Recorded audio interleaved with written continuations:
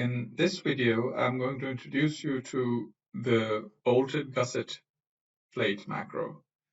The bolted gusset plate macro is one of the most powerful macros in COMOSYS. And as we will soon see, it covers a lot of cases.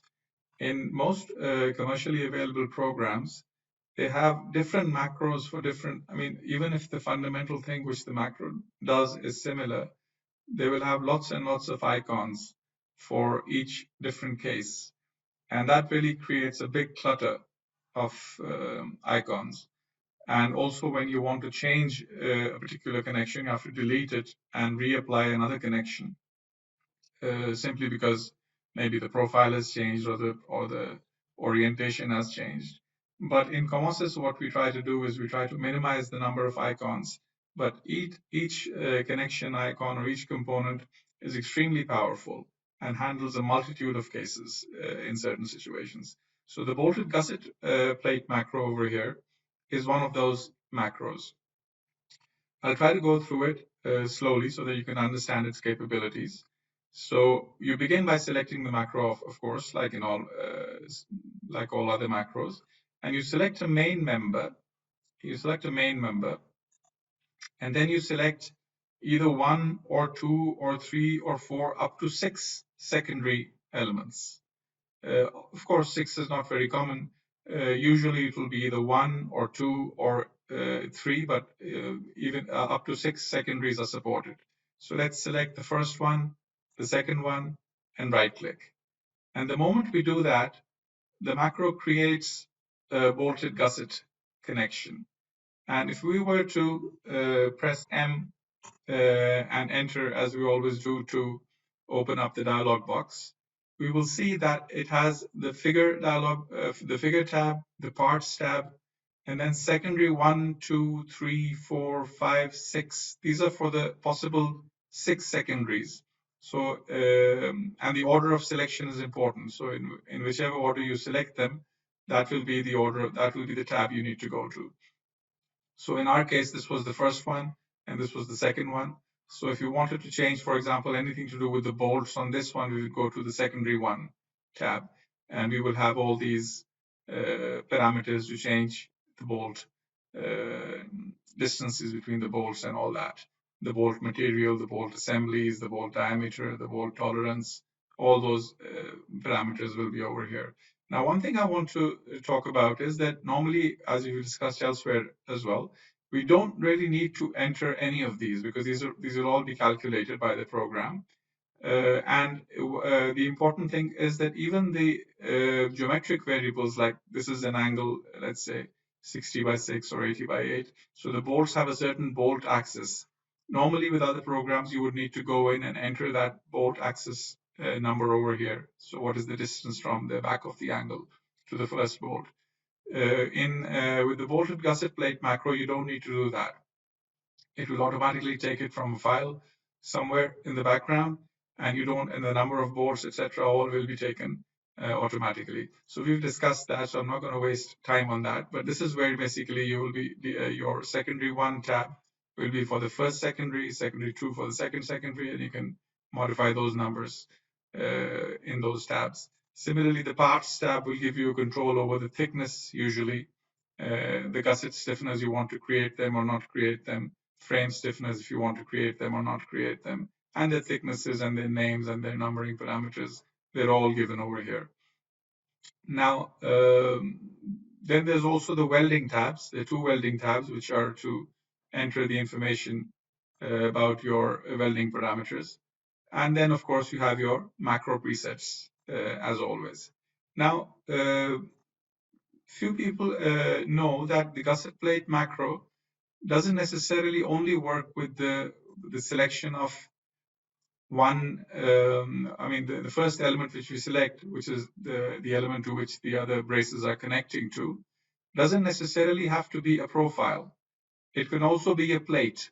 So for example, if I were to go in there and zoom in like that, so I've created a haunch connection, and my 0 member for the braces is coming in and hitting this plate like that, and it's getting in the way.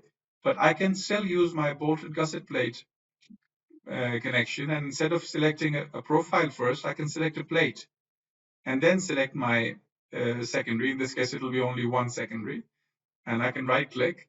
And when I do that, the bolted gusset connection is prepared for that case as well.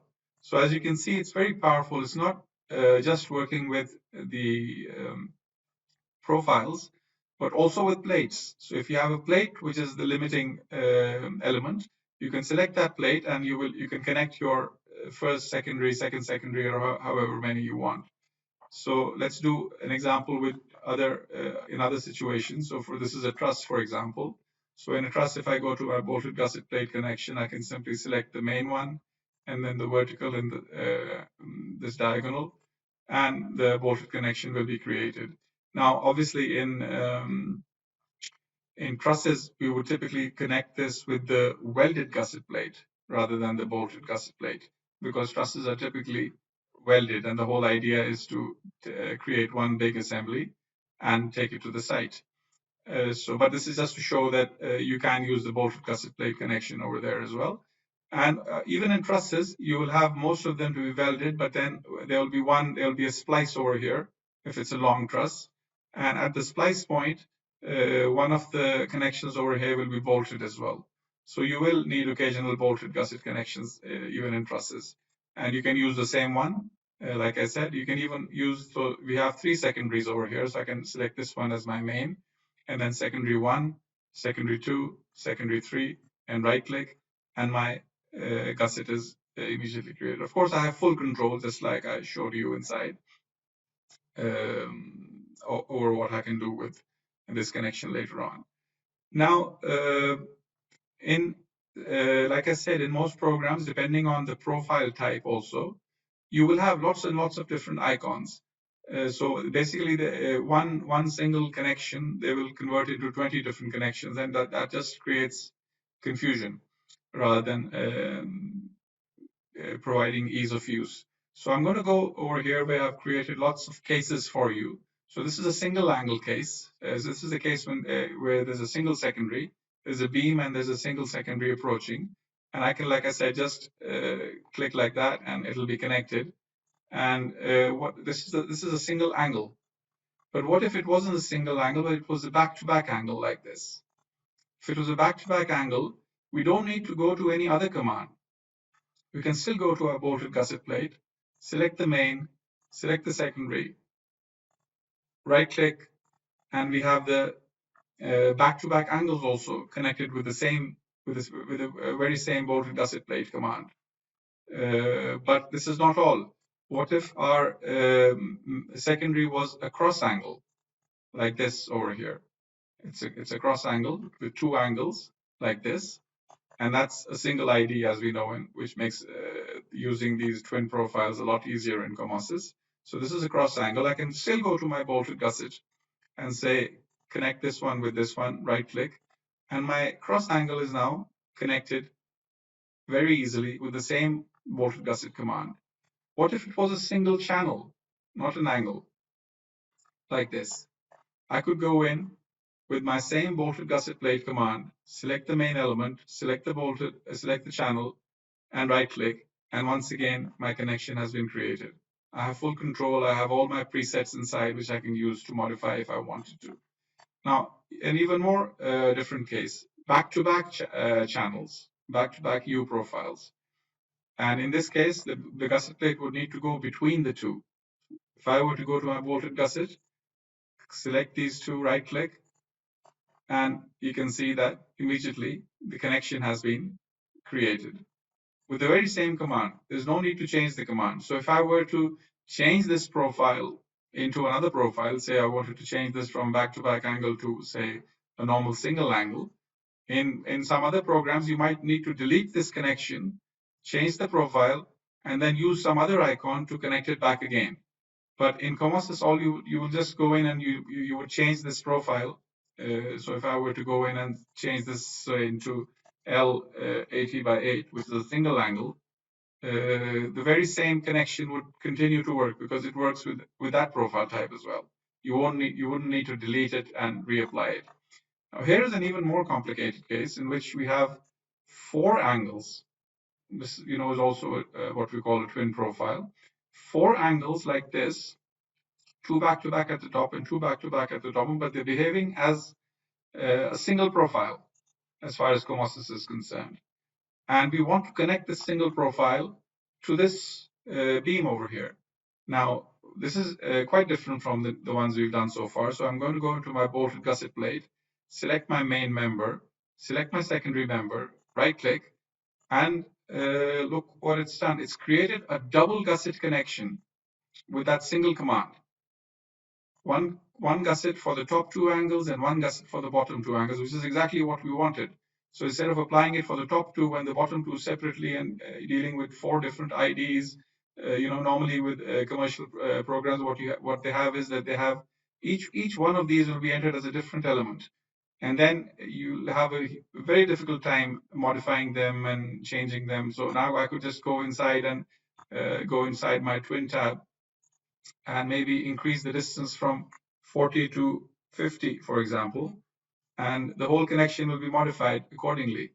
But this is not what you find with most commercially available programs. They don't have this flexibility of dealing with four angles in the form of one single profile.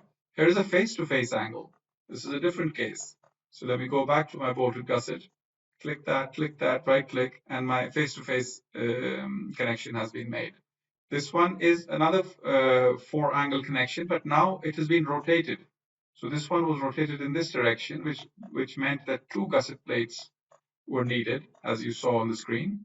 But with this one, since it's rotated, now you can't have 1 gusset plate at the top and 1 at the bottom. You want 1 gusset going through the middle like this.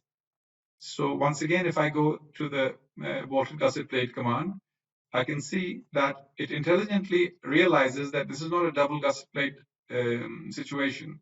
I can just use my normal single gusset plate and connect this. This is now, this is 2 angles now, face to face once again, like this one. But with this one, it was 1 gusset plate.